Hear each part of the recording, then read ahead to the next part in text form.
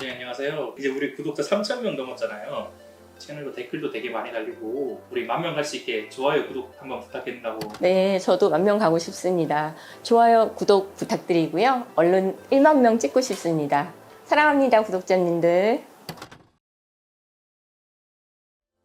댓글을 쭉 읽어봤는데 구독자분들이 궁금하는 내용이 비슷하더라고요. 제가 1등과 2등을 한번 가져와 봤어요. 1등이 뭘까요?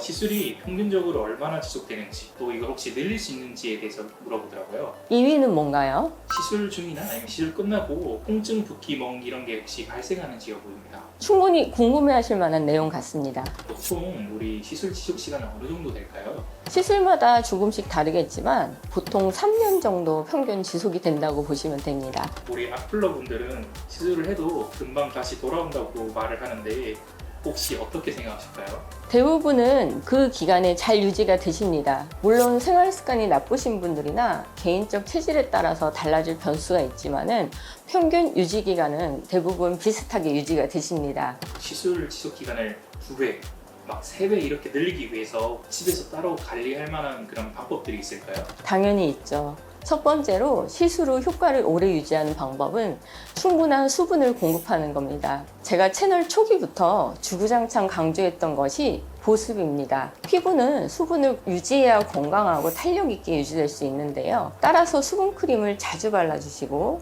하루에 2리터 이상의 물을 마셔서 몸 전체에 수분을 공급해 주세요. 보습만 해줘도 80%는 먹고 들어갑니다. 제 텀블러 크기가 보이시나요?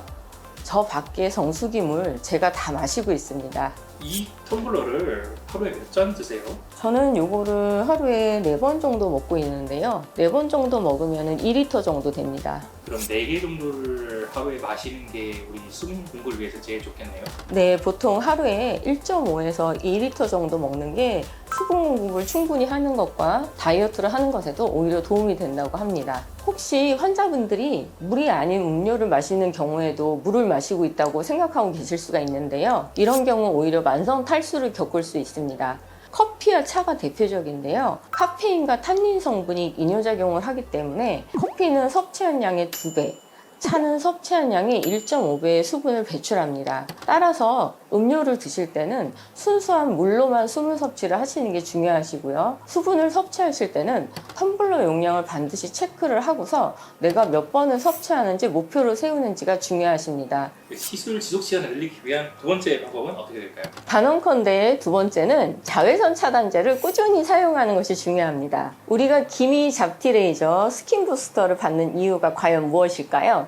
바로 자외선 때문입니다. 피부를 복구시키고 있는데 또 한 번 노화를 촉진시키면 안 되십니다. 지금 밖에를 한번 보실까요? 햇빛이 아주 쨍쨍해요. 자외선은 피부를 노화를 촉진시키기 때문에 시술 후에는 SPF 30 이상의 자외선 차단제를 사용하고 자주 덧발라주시는 게 중요하십니다. 자외선 차단제를 외출 직전에 바르는 사람들이 생각보다 많으신데요. 하지만 이 경우에 제대로 된 자외선 차단 효과를 기대하기가 어렵습니다. 따라서 자외선 차단제는 외출 전 15분에서 30분쯤 전에 바르시는 게 좋습니다. 충분한 양을 사용하시는 것도 중요하시고요. 통상적으로 얼굴에만 500원짜리 동전 크기만큼을 사용하시는 게 좋습니다. 당연히 목, 손등 추가로 자외선 차단제를 발라줘야 하고요. 일반적인 야외 활동인 경우 약 2에서 3시간마다 자외선 차단제를 덧바르시는 것이 좋습니다. 땀이 많은 체질이시거나 야외 운동 등의 상황에서는 30분에서 1시간 간격으로 자외선 차단제를 덧발라줘야 합니다. 통증을 줄이는 방법인데요. 시술 받고 나서 멍이나 붓기 걱정하시는 분들이 있으세요. 이런 경우에는 어떻게 관리하면 좋을까요? 요즘 기술이 좋아지며 통증과 부작용이 현저히 줄어들었다고 하지만 시술이나 수술 방법에 따라 개인의 체질에 따라 어쩔 수 없이 멍과 부작용이 발생하게 됩니다. 그리고 시술 과정 중 술기의 능숙함과 출혈 정도도 멍과 붓기에 많은 영향을 끼칩니다. 멍은 외부 충격으로 인해 모세혈관 밖으로 피가 새어나온 상태를 의미하며 병원에서 시술이나 수술 이후에 멍이 발생되는 것은 작은 혈관이 손상되어 발생합니다. 붓기는 손상된 조직에 염증 반응이 생길 경우 해당 부위의 피부가 자극을 받아서 생기는 반응입니다. 둘 다 자연스럽게 사라지지만 좀 더 빨리 회복을 도와줄 수 있는 팁이 있습니다. 멍과 붓기는 개인에 따라 차이가 있는데 같은 시술을 받더라도 피부가 얇거나 모세혈관이 약하신 분들의 경우 멍과 붓기가 잘 들고 오래가는 편이에요. 일반적으로 멍은 짧게는 2주부터 길면 2달까지 갈 수 있는데요. 항응고제를 복용하거나 개인의 건강 상태 등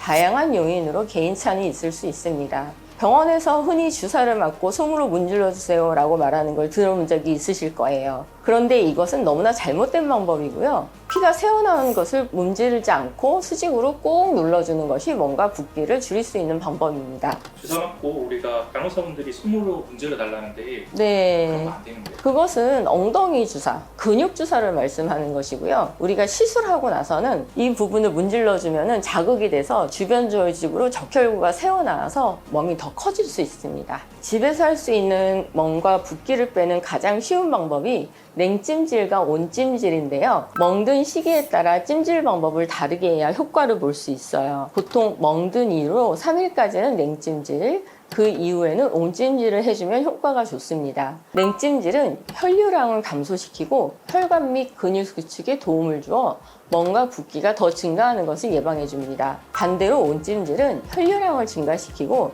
혈관 확장과 근육 이완에 도움을 주는데요. 혈액순환을 원활히 하여 뭉쳐있는 적혈구를 빨리 빼내는데 도움을 줄 수 있습니다. 멍크림을 바르신 후에는 랩으로 감싸주시고 밤새 한숨 주무시고 나시면은 멍을 빼는데 더 도움이 되십니다. 만약 시술이나 수술을 계획하고 계신다면 멍이나 붓기를 최소화하기 위해 시술 이전에 오메가3나 항홍제제 등 혈액 응고를 지연시킬 수 있는 제품을 일주일 전에 중단하시고 여성인 경우에는 생리기간을 피해서 컨디션이 더 좋을 때 시술받는 것을 추천드립니다. 시술 받고 허렇게 멍들었을 때 집에서 뭐 계란 마사지 같은 걸 하는 게 좀 도움이 될까요? 솔직히 말씀드리면 의학적으로는 계란 마사지가 효력이 있다고 보기가 어려운데요. 다만 계란처럼 동그란 물질을 멍 주변에 살살 문질러주면 주변 조직을 자극해서 혈액의 흡수를 도와줄 수 있다는 예시가 있었어요. 이건 역시 모세혈관이 다 아물지 않은 상태에서 문지르게 되면 혈관 손상이 더 진행되거나 주변으로 멍을 더 퍼뜨려서 멍이 더 커질 수 있습니다. 따라서 시술 직후에는 계란으로 멍 주위를 문지르는 건 추천하지 않습니다. 제 생각에는 조금 레트로한 방법 같습니다.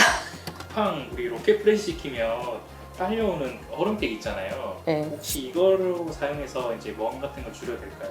저는 그 방법이 많이 도움이 된다고 생각이 해요. 그 대신 그곳을 바로 얼굴에 붙이면은 동상을 입을 수 있기 때문에 얇은 손수건으로 한번 감싼 다음에 환부에 붙이고 나서 쓰시는 게 훨씬 더 도움이 된다고 생각합니다. 대신 냉찜질은 첫 3일이라는 거 잊지 마시기 바랍니다. 마지막으로 셋째, 붓기가 심할 때는 고개를 높게 유지하시고 주무시는 것이 도움이 됩니다. 잠잘 때는 베개를 높게 해서 머리를 올리고 자시는 것이 중요하시고요. 이는 혈액순환을 원활하게 하고 붓기를 줄이는 데 효과적입니다. 그리고 가능한 한 오른쪽이나 왼쪽으로 치우치시지 않고 바른 자세로 주무시는 게 훨씬 더 도움이 되십니다. 그 시술 후에 가려움이나 통증이 발생할 수 있는 것도 알고 있어요. 가려움은 피부가 예민해져서 생기는 경우이고 통증은 시술로 인한 마취가 풀리면서 풍각이 되살아나서 발생합니다. 가려움이 발생할 때는 절대 긁지 않도록 주의해야 합니다. 긁게 되면 피부에 더 큰 자국을 주어서 2차 염증이 생길 수 있습니다. 대신 긁지 마시고 차가운 팩을 이용해 가려운 물은 진정시키는 것이 좋습니다. 또한 진정시키는 로션이나 크림을 사용하면 가려움이 완화될 수 있습니다. 통증이 심할 경우에는 처방받은 진통제를 복용하시거나 통증 완화를 위해 찬물로 부드럽게 씻어주시는 것이 좋습니다. 필요하실 때는 병원에 방문하셔서 추가 상담을 받으시는 것이 중요하고요. 시술 후에 따가움 느낄 때는 어떻게 해야 될까요? 시술 후 따가움은 피부가 재생되는 과정에서 발생되는 자연스러운 현상입니다. 이럴 때는 피부를 진정시키는 것이 중요하고요. 집에서 보통 팩이나 각질 제거제나 알로에 같은 것은 따로 사용하지 않고 병원에 빨리 내원하시는 것이 중요하십니다. 둘째, 피부를 긁지 않도록 주의하고 따가움이 심할 경우에는 항히스타민제를 복용하는 것이 도움이 될 수 있습니다. 하지만 반드시 의사와 상담 후에 복용하시는 것을 추천드립니다. 세 번째로는 따가움을 줄이기 위해 피부를 보호하고 수분을 공급하는 것이 중요합니다. 역시 자외선 차단제를 꾸준히 사용하여 피부를 보호하고 수분크림을 자주 발라서 피부를 촉촉하게 유지하는 것이 좋습니다. 하지만 자외선 차단제 역시 따가움을 많이 유발하므로 이제 목에 먼저 테스트를 해보시고 사용할 것을 권장드립니다. 그러면 시술 후 건조함을 좀 느끼면 어떻게 될까요? 시술 후 피부가 재생되면서 수분을 많이 필요로 하기 때문에 건조함을 느낄 수 있습니다. 그래서 수분 공급이 중요하다는 것인데요. 첫째, 시술 후에는 충분한 수분을 공급하는 게 중요합니다. 수분 크림이나 보습제를 사용해 피부를 촉촉하게 유지해 주시고요.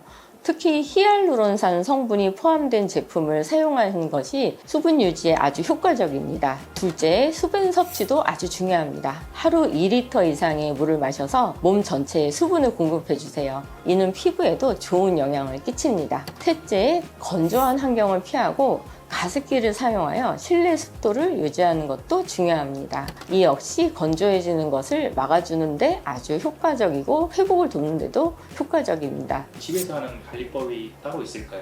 집에서 관리하는 법에서는 다음을 꼭 기억해 주세요. 첫째, 시술 후 24시간 동안은 시술 부위를 많이 만지지 않도록 주의해 주십시오. 이는 감염을 예방하고 피부가 빠르게 회복되는데 도움이 됩니다. 전 얼굴 절대 안 건드렸어요 하고 말씀하시지만 실제로 제가 진료를 볼 때 환부를 콕콕콕콕 계속 눌러주시는 분이 계신데 이것도 역시 피부를 자극하는 것과 마찬가지므로 이런 행동은 피하시는 것이 좋습니다. 둘째로 시술 부위를 깨끗하게 유지하시는 것이 중요합니다. 손으로 거품을 내서 살짝 고양이 세수를 하듯 씻어내는 정도로 세안을 해주시고 자극이 없는 재생크림 정도만 발라주시는 것이 중요합니다. 셋째로 자외선 차단제를 꼭 사용하고 지나친 운동이나 사우나, 찜질방 등을 피하시고 피부가 회복될 때까지 가급적 쉬시는 것이 좋습니다. 저희 만명될 수 있게 좋아요, 구독 사랑합니다.